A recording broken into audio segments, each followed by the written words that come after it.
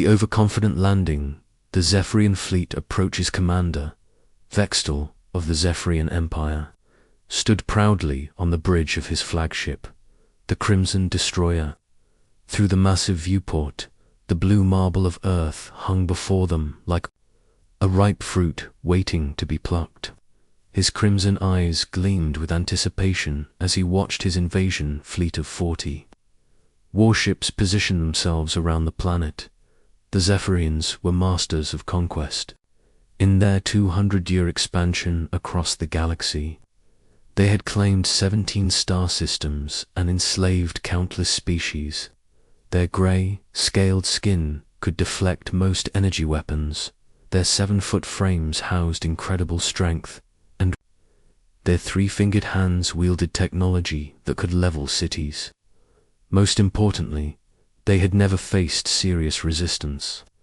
Intelligence report, Sub-Commander Crixon, Vextal commanded, his voice carrying the authority of someone who had never known defeat. Crixon, a smaller but equally intimidating Zephyrian, stepped forward with a datapad. Commander, our scouts have observed this world for 6 months. The inhabitants call themselves humans and appear to be primitive mammals. They fight with crude projectile weapons and have no unified planetary defense. Their largest weapons are chemical explosives that require vehicles to transport. Vextal's mandibles clicked in satisfaction. Excellent. What of their military organization? Fragmented, sir. They have divided themselves into nearly 200 separate territories, each with its own armed forces. Many of these forces appear to be engaged in conflicts with each other. They should be easy to turn against one another, and their technology level, primitive, Commander. They still use combustion engines for transportation and rely on electromagnetic signals for communication. Their most advanced weapons appear to be guided missiles, but nothing that our shields cannot handle. Vextal laughed, a sound like grinding. Stone, perfect. Deploy the first wave to establish beachheads. Target rural areas first to avoid their larger military installations. We will crush their spirit before they can organize a response. The landing in Colorado, the first Zephyrian dropship descended through Earth's atmosphere like a falling star, its hull glowing red-hot from friction. Inside, 20 elite Zephyrian warriors checked their plasma rifles and energy shields. Squad Leader Vexmore ran through the mission parameters one final time. Remember, we are here to establish dominance and gather intelligence. The humans are soft and weak. Our scouts report they spend most of their time in recreational activities and food production. Expect minimal resistance. The dropship touched down in a wide valley surrounded by snow-capped mountains. The location was perfect for their purposes, isolated, defensible, and far from major human settlements. According to their intelligence, only a few humans lived in the area, operating primitive food production facilities. As the landing ramp lowered, the Zephyrians got their first taste of Earth's air. It was thick and rich with oxygen, making them feel slightly dizzy. The gravity was stronger than expected, requiring them to adjust their movements. But most unsettling was the silence. No screaming, no panic, no signs of the terror they expected their arrival to cause. A simple wooden structure sat a few 100 meters away, smoke rising from its chimney. Several four-legged creatures with brown and white markings grazed peacefully. In a fenced area, everything appeared exactly as their scouts had described, primitive, peaceful, and helpless. The human they underestimated. The door of the wooden structure opened, and a human emerged. The Zephyrians had seen images of humans before, but seeing one in person was different. This one was smaller than they expected, perhaps 6 feet tall, with graying hair and weathered skin that spoke of years under the sun. She wore simple clothing, blue pants and a practical jacket, but there was something in her eyes that made the Zephyrians pause. The human was not afraid. She was not surprised. She looked at the giant alien warriors with the calm assessment of someone who had seen worse things than monsters from space. The human's name was Colonel Sarah Chen, though the aliens did not know this yet. She was 58 years old and had spent the last 15 years raising cattle on her ranch in the Colorado mountains. But before that, she had spent 23 years in the United States Marine Corps, including 3 tours in combat zones and 5 years training special forces units. Sarah looked at the alien soldiers and sighed. Then she walked back into her house. The Zephyrians heard her voice through the walls, speaking in the human language they had learned to understand. She seemed to be communicating with someone, though they could not see another human present. "Yeah, they're here," Sarah said into her radio. "About 20 of them, 7 feet tall. Looks like they're carrying energy weapons. I'm going to need backup." The response crackled through the radio. "Copy that, Colonel. How long can you hold?" "Long enough," Sarah replied. "Just get the word out. It's time to show these things what Earth hospitality looks like." The first mistake, Sarah emerged from her house carrying a rifle. It was a simple weapon by Zephyrian standards, firing metal projectiles through chemical propulsion. Their intelligence had been correct about human technology being primitive. What their intelligence had failed to mention was that primitive did not mean ineffective. "You're on my land," Sarah said in a calm voice. "I'm going to have to ask you to leave." Dexmore stepped forward, his translator converting his words into the human language. "Human, you will surrender immediately. This world now belongs to the Zephyrian Empire." Sarah spat in the dirt. "The hell it does." The squad leader raised his plasma rifle. "You will obey, or you will be eliminated." "Son," Sarah said, her voice still calm, "I've been shot at by professionals. You don't scare me." That was when Dexmore made his first mistake. He fired a warning shot at Sarah's barn, intending to demonstrate the power of Zephyrian technology. The plasma beam cut through the wooden building like it was paper, setting it ablaze. Sarah looked at the ruins of her barn. She had built it herself 10 years ago with her own hands. It had housed her tools, her equipment, and feed for her cattle. Now it was gone, destroyed by creatures who thought her world was theirs for the taking. The old Marine's eyes went cold. "Bad mistake," she said quietly. Then she raised her rifle and fired. The shock of reality, the bullet struck Dexmore's energy shield and passed through it as if it were not there. The squad leader staggered backward, purple blood flowing from a hole in his chest armor. He looked down at the wound in disbelief. "Impossible," he whispered. "Our shields stop all projectile weapons." The other Zephyrians opened fire, their plasma rifles lighting up the morning air. But Sarah was already moving. 15 years of hunting in these mountains had taught her to use every rock and tree for cover. 23 years in the Marines had taught her how to kill efficiently. She worked the bolt on her rifle and fired again. Another Zephyrian fell. The aliens had trained for many types of combat, but they had never faced an enemy like this. Their energy shields were designed to stop the plasma weapons and laser rifles used by other advanced civilizations. They were useless against the simple kinetic energy of human bullets. Sarah's rifle boomed again, and a third Zephyrian dropped. The survivors took cover behind their dropship, confusion and fear replacing their earlier confidence. "Squad leader?"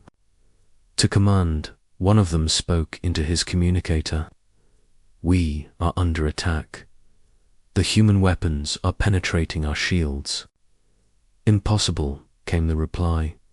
"Their technology is primitive." "Tell that to squad leader Vexmore," the soldier replied, looking at his fallen commander. "He's dead." The network awakens the sound of weapons fire carried across the valley, and phones began to ring. Sarah's radio call had reached the local emergency network, and word was spreading quickly through the community.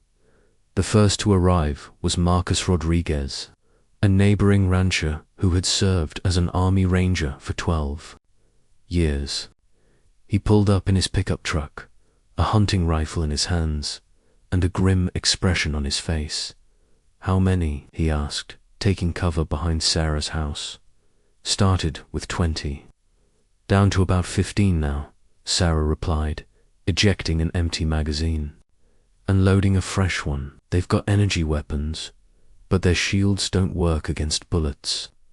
Marcus nodded and moved to a flanking position. His first shot dropped a Zephyrian, who thought he was safely hidden behind a rock. Next came Dr. Jennifer Walsh, who ran the local medical clinic. She had been a Navy doctor for 8 years before retiring to the mountains. She set up a first aid station in Sarah's kitchen and prepared for casualties. Then came Tom Bradley, who owned the hardware store in town.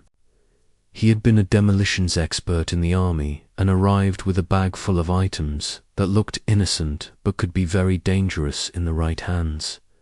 The Zephyrian realization by noon. The Zephyrians found themselves surrounded by 30 humans, all armed, all skilled, and all very angry.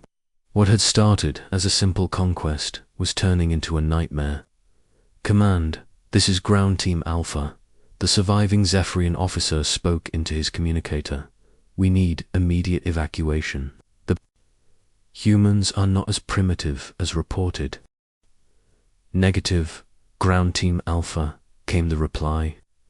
"Hold your position. Reinforcements are inbound." But holding their position was becoming impossible. The humans fought like nothing the Zephyrians had ever encountered. They used the terrain to their advantage, appearing and disappearing like ghosts. Their weapons were simple but devastatingly effective. Most disturbing of all, they seemed to be coordinating their attacks with military precision. Sarah's voice cut through the battle. "Tom, can you put some of your special packages under their ship?" "Already on it, Colonel," Tom replied, crawling through the tall grass with his bag of improvised explosives. The Zephyrians tried to stop him, but every time they exposed themselves to shoot, another human would put a bullet in them. They were learning a hard lesson about fighting people who had grown up hunting in these mountains. The first retreat attempts, explosives detonated under the Zephyrian dropship, sending shrapnel flying and damaging the craft's engines. The ship listed to one side, clearly unable to fly. "Our transport is damaged," the surviving Zephyrian officer reported.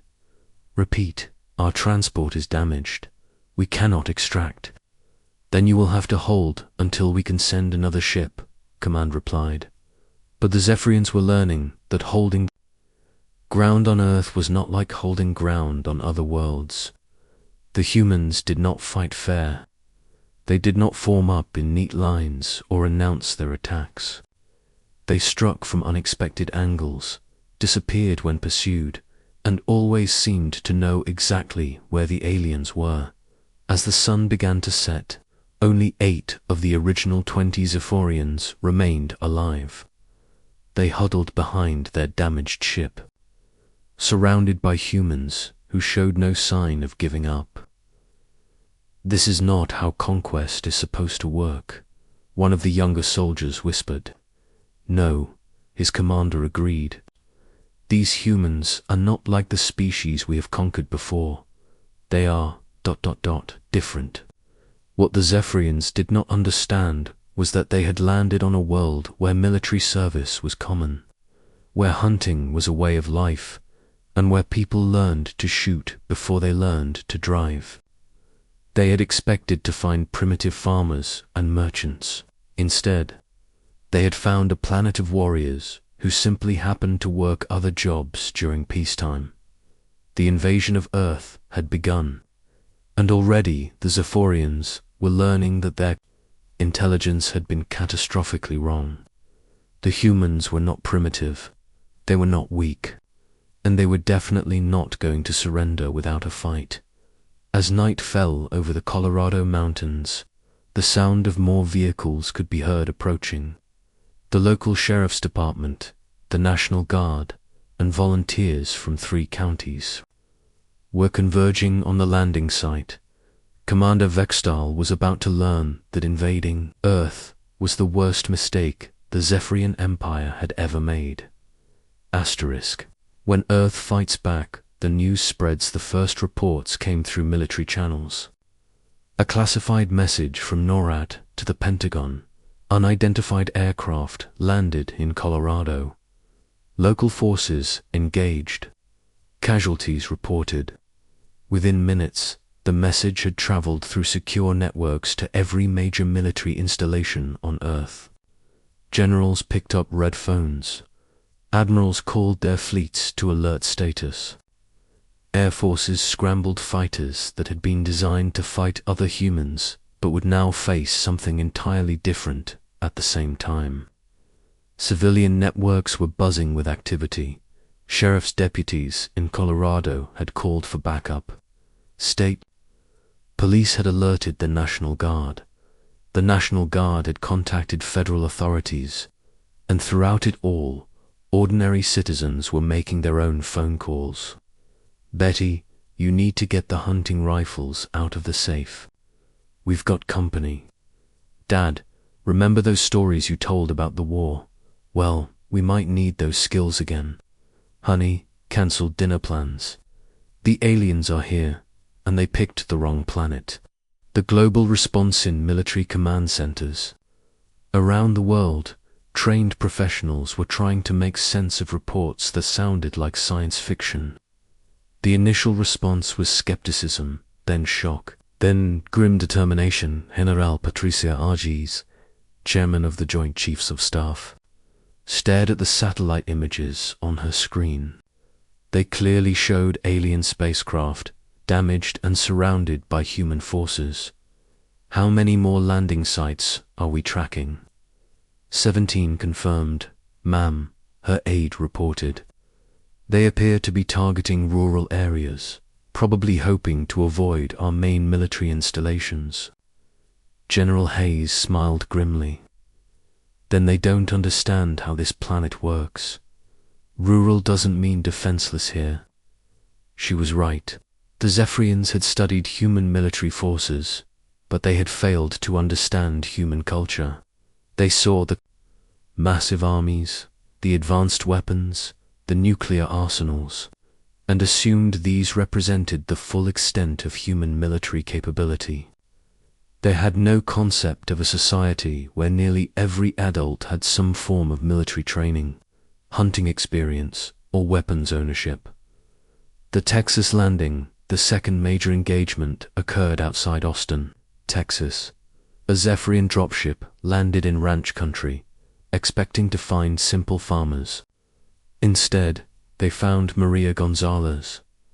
Maria was a small woman in her 50s who ran a successful cattle operation.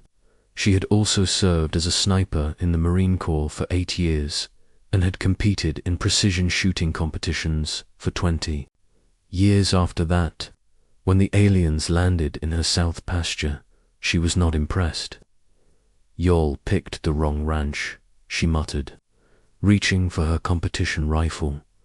The Zephyrians deployed in standard formation, expecting the same easy victory. Their comrades had anticipated in Colorado. Instead, they found themselves under precise, long-ranged fire from a shooter they could not even see. Maria's first shot dropped the squad leader from 800 meters. Her second shot eliminated the communications specialist. Her third shot destroyed their squad's heavy weapon before they could deploy it. "This is Alpha Team to command," the surviving Zephyrian officer reported. "We are under attack by a skilled marksman. Request immediate support. Negative, Alpha Team. All units are engaged. Hold your position." But holding position was impossible when facing an enemy who could hit targets at ranges their weapons could not match. Maria continued her methodical elimination of the alien force, pausing only to call her neighbors. "Jim, bring your rifle and meet me at the creek bend. We've got about 15 of these things left. Sally, can you get on the radio and call the sheriff? Tell him we've got this under control, but he might want to send a cleanup crew." The urban surprise, the Zephyrians had avoided major cities, assuming they would face organized military resistance there. But some of their landing sites were closer to urban areas than expected, and they were about to learn that human civilization was more militarized than they had imagined. In Phoenix, Arizona, a damaged Zephyrian ship made an emergency landing. In the desert outside the city, the crew expected to find empty wasteland where they could make repairs. Instead, they found themselves face to face with the Phoenix Police Department's SWAT team. Sergeant Mike Torres had been a Marine before, becoming a police officer. When reports came in of an alien landing, he did not waste time being skeptical. He grabbed his team and headed for the coordinates. "Listen up," he told his officers as they approached the landing site. "These things are big, they're armed, and they're not from around here. But they bleed, which means they can die. Use standard urban warfare tactics and remember your training." The Zephyrians had never faced urban warfare specialists. They were used to fighting in space or on barren worlds. The desert around Phoenix looked empty, but it was full of hiding places for skilled fighters. Torres' team used washes and rocky outcroppings to get close to the alien ship. They coordinated their attacks with hand signals and radio communication. When they struck, it was with the precision of professionals who had trained for urban combat. The aliens tried to use their superior technology, but their energy weapons were designed for open battlefields, not close quarters, combat among rocks and scrub brush. The human officers used flashbang grenades to disorient them, then closed in with shotguns and assault rifles. The network effect asterisk. What the Zephyrians had not anticipated was how quickly information would spread through human networks. Within hours of the first landing, every military unit, police department, and civilian organization on Earth knew about the invasion. More importantly, they knew that the aliens could be defeated. The reports from Colorado and Texas were clear. Human weapons worked. Alien shields were ineffective against bullets. The invaders were not invincible. In small towns across America, veterans were pulling their old weapons out of storage, hunting. Clubs were organizing into military units. Police departments were coordinating with National Guard units. The entire country was mobilizing like it had not done since World War II. But it was not just America. The global communication network meant that information was spreading worldwide within hours. In Canada, former military personnel were preparing defensive positions. In Australia, ranchers were organizing resistance networks. In Europe, hunters and sport shooters were cleaning their rifles. The Zephyrian panic commander Vextol watched the reports from his flagship with growing horror. Of the 40 landing teams he had deployed, 17 were already destroyed or missing. The remaining 23 were under siege and calling for immediate evacuation. "This is impossible," he told his staff. "How can a primitive species be defeating our warriors?" Sub-Commander Crickson looked at the tactical displays with confusion. "Sir, the humans appear to be more organized than our intelligence suggested. They are using advanced communication networks to coordinate their responses. What about their weapons?" "Our scouts reported primitive projectile weapons. The projectile weapons are proving ... effective, sir. Our shields were designed to stop." "Energy weapons. We did not anticipate kinetic projectiles." Vextol slammed his fist on the command console. "Then adapt. Deploy our heavy weapons. Level their settlements. Show them the price of resistance." But the heavy weapons were proving difficult to deploy. Every time the Zephyrians tried to establish a firebase or landing zone, humans would appear from nowhere and attack them. The aliens had never fought an enemy that used guerrilla tactics so effectively. The mounting resistance in Montana. Word of the Colorado battle had spread through military networks. Colonel James McReady, commanding the state's National Guard, was coordinating the response to 3 separate alien landings. "Remember," he told his officers, "these things are used to fighting in space. They don't understand terrain warfare. Use the mountains, use the forests, use every advantage this land gives us." The Montana National Guard had been training for homeland defense scenarios for years. They knew every valley, every ridge, every concealed position in their territory. When the aliens landed, they found themselves facing not just individual farmers and ranchers, but organized military units that knew the ground intimately.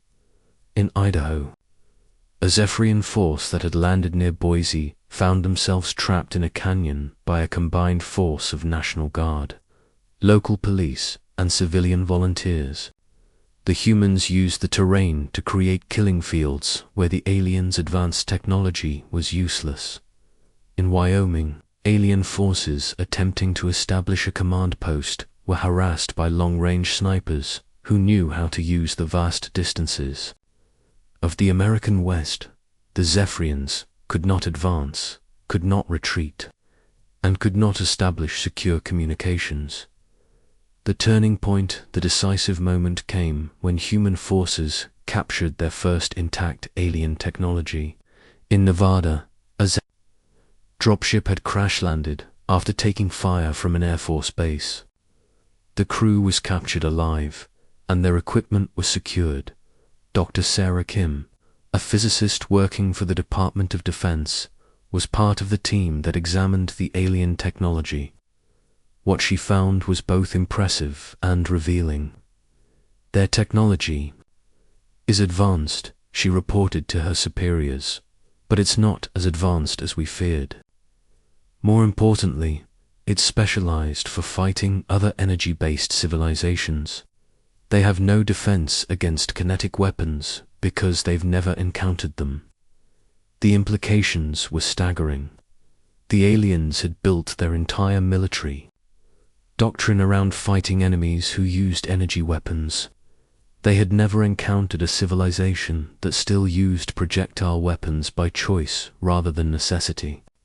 "It's like they've been playing chess their whole lives," Dr. Kim explained, "and suddenly they're facing an opponent who's playing checkers. They don't know how to respond to our tactics because they've never seen anything like them." The final assaulters, the second day of the invasion dawned. The Zephyrians were in full retreat. Commander Vextal had lost more than half his ground forces and had failed to establish a single secure landing zone. His remaining forces were scattered across the planet, surrounded and under constant attack. "Sir," Subcommander Crixon reported, "we are receiving surrender requests from 7 of our remaining ground teams. They are requesting immediate evacuation." Vextal stared at the tactical display in disbelief. In 2 centuries of conquest, no Zephyrian force had ever requested permission to surrender. The very concept was alien to their culture. "Denied," he said finally. "They will hold their positions or die in glory. But glory was hard to find when facing an enemy that refused to fight fair. The humans did not line up in neat formations or announce their attacks. They struck from ambush, disappeared when pursued, and always seemed to know exactly where the aliens were. On the ground, the surviving Zephyrians were learning hard lessons about fighting humans. Every farm was a potential fortress. Every civilian was a potential soldier. Every piece of terrain was a weapon in human hands. The withdrawal by the third day, Commander Vextal was forced to admit defeat.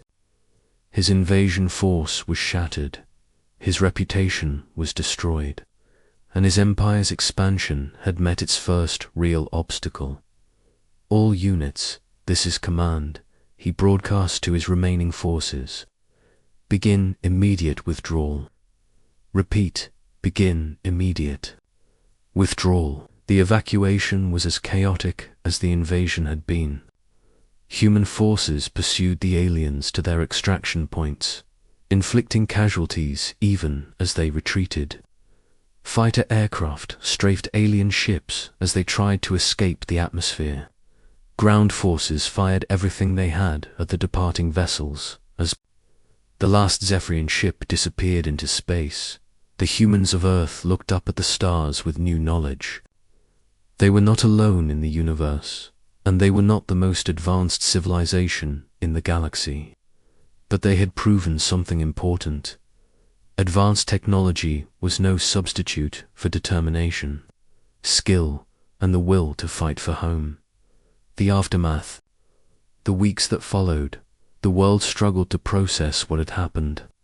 The invasion had lasted only 3 days, but it had changed everything. Humanity now knew that there were other species among the stars, and not all of them were friendly, but they had also learned something about themselves. When faced with extinction, humans had not panicked or surrendered. They had fought back, with everything they had, using skills and weapons that their enemies had dismissed as primitive. The Zephyrian Empire never returned to Earth. Word of their defeat spread through the galaxy, carried by refugee ships and merchant vessels. Other aggressive civilizations took note and marked the small blue planet as a place to avoid. On Earth, the captured alien technology was studied and reverse-engineered. Human science leaped forward by decades in months. But more importantly, humanity had been united by the common threat. The divisions that had seemed so important before the invasion now seemed petty and meaningless. Commander Vextal spent the rest of his life in exile, stripped of his command and his honor. In his final report to the Zephyrian High Council, he wrote, "The species known as humans appears primitive by our standards. Their technology is simple, their weapons are crude, and their society is fragmented. But they possess something we have lost in our centuries of easy conquest, the ability to fight as if their lives depend on it. Because on their world, they always do. We underestimated them because we measured their strength by our standards. We looked for energy weapons and found bullets. We looked for military formations and found individuals. We looked for fear and found fury. We expected conquest and found defeat. I recommend that the human homeworld be declared off-limits to all Zephyrian forces. Let other species discover what we learned too late, that sometimes the most primitive weapon in the hands of someone who knows how to use it can defeat the most advanced technology." They set foot on Earth, and they instantly knew it was an error. But by then, it was too late. The invasion was over, but the message was clear. Earth was not a world to be conquered. It was a world to be respected, feared, and left alone. The humans had spoken, and the galaxy had listened. In the mountains of Colorado, Colonel Sarah Chen rebuilt her barn and went back to raising cattle. but she kept her rifle clean and her radio charged, just in case. After all, the universe was a big place, and not everyone might have gotten the message. The stars were still out there, and so were the people who would defend Earth from anything that came from them.